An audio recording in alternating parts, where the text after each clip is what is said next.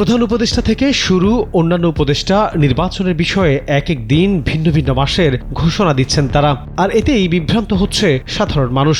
প্রশ্ন তৈরি হয়েছে, তাহলে কি খোদ উপদেষ্টাদের মধ্যেই তৈরি হয়েছে সমন্বয়হীনতা?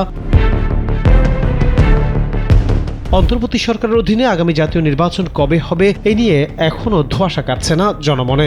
নির্বাচনের সময়সীমা নিয়ে বিএনপি এবং অন্যান্য রাজনৈতিক দলও উদ্বেগ প্রকাশ করে আসছেন। এমন অবস্থায় উপদেষ্টারা নানা সময়ে ভিন্ন ভিন্ন মাসের কথা বলে বিভ্রান্তি তৈরি করছেন বলে মনে করছেন সচেতনরা।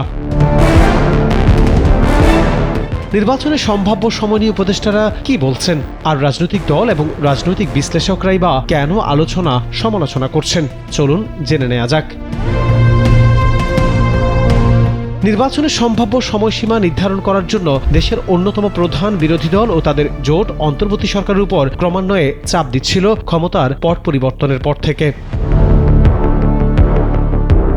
নির্বাচনের সময়সীমা নিয়ে প্রথম আলোচনায় আসেন আইন উপদেষ্টা আসিফ নজরুল। তিনি 11 বছরের 17 অক্টোবর রাতে একটি টেলিভিশনের আলোচনায় বলেন, 2025 সালের মধ্যে নির্বাচন হতে পারে, তবে পরবর্তীতে 19 অক্টোবর তিনি ব্যাখ্যা দিয়ে বলেন এটি একান্তই প্রধান উপদেষ্টার সিদ্ধান্তের বিষয়।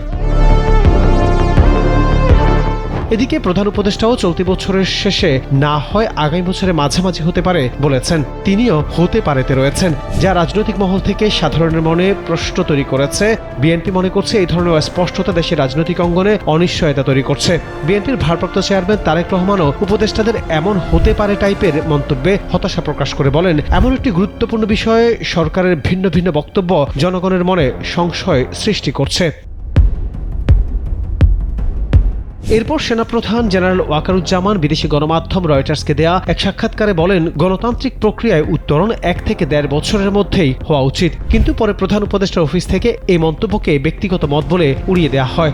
তখন সরকারের প্রেস সচিব শফিকুল আলম বলেন, নির্বাচনের সময় নির্ভর করবে সংস্কার কমিশনের প্রতিবেদনের ওপর এবং তা নিয়ে রাজনৈতিক আলোচনার ফলাফলের ভিত্তিতে সিদ্ধান্ত নেওয়া হবে। সেনাপ্রধানের বক্তব্যকে ব্যক্তিগত মত হিসেবে উল্লেখ করার পরপরেই আইন উপদেষ্টা আসিফ নজরুল আবারও মন্তব্য করেন, নির্বাচন সম্ভবত আগামী বছরের মধ্যে হতে পারে, তবে তিনি বলেন এ ব্যাপারে অনেকগুলো ফ্যাক্টর বিবেচনা করতে হবে। এরপরে বিএনপি চেয়ারপারসন উপদেষ্টা পরিষদের সদস্য জহিরুদ্দিন স্বপন বলেন, সরকারের যে কোনো রোডম্যাপ নেই সেটি উঠে এসেছে সরকারের বিভিন্ন গুরুত্বপূর্ণ ব্যক্তিদের ভিন্ন ভিন্ন বক্তব্যে। রাজনৈতিক দলগুলো এই কারণে বলছে জনমনে সংশয় তৈরি হচ্ছে, কারণ সরকার এখনও স্পষ্টভাবে নির্বাচনের সময়সূচি ঘোষণা করতে পারেনি। রাজনৈতিক দলগুলো নানা আলোচনা সমালোচনার মধ্যে নির্বাচন নিয়ে কথা বলেন অন্তর্বর্তী সরকার প্রধান। গেল বছরের 16 ডিসেম্বরে জাতির উদ্দেশ্যে দেয়া বক্তব্যে ডক্টর ইউনূস বলেন, রাজনৈতিক ঐক্যমতের কারণে আমাদের যদি অল্প কিছু সংস্কার করে ভোটার তালিকা নির্ভুলভাবে তৈরি করার ভিত্তিতে নির্বাচন সম্পন্ন করতে হয়, তাহলে 2025 সালের শেষের দিকে নির্বাচন অনুষ্ঠান হয়তো সম্ভব হতে পারে।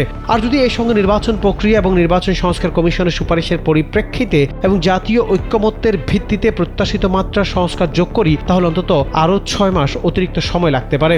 মোটা দাগে বলা যায় 2025 সালের শেষ দিক থেকে 2026 সালের প্রথমার্ধের মধ্যে নির্বাচনের সময় নির্ধারণ করা যায়। বিএনপি 16 ডিসেম্বর প্রধান উপদেষ্টার বক্তব্যে সংশয় প্রকাশ করে এটিকে রোডম্যাপ ছাড়া একটি অসম্পূর্ণ প্রতিশ্রুতি বলে অভিহিত করে। জাপানি সরকারি টেলিভিশন NHK ওয়ার্ল্ডকে গেল 29 জানুয়ারি দেয়া এক একান্ত সাক্ষাৎকারে নির্বাচনের সম্ভাব্য এর রূপরেখা তুলে ধরেন ডক্টর ইউনূস। নির্বাচন একটি জাতির গণতান্ত্রিক হয়ে ওঠার জন্য অপরিহার্য বলে মন্তব্য করেন। তিনি বলেন, সবচেয়ে দ্রুত যদি নির্বাচনের আয়োজন করা হয় এবছরের শেষ দিকে সেটা হতে পারে।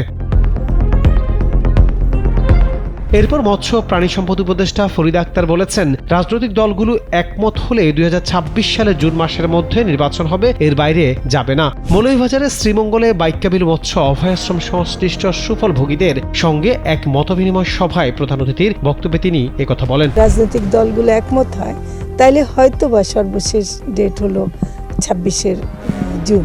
সরকারের তরফ থেকে নানা ধরনের সময়সীমা নির্ধারণ করার কারণে বিশেষজ্ঞরা মনে করছেন, অন্তর্বর্তী সরকার যদি নির্বাচনে একটি সুনির্দিষ্ট সময়সীমা ঘোষণা করত, তাহলে রাজনৈতিক অঙ্গনে তৈরি হওয়া সন্দেহ এবং বিভ্রান্তি এড়ানো যেত।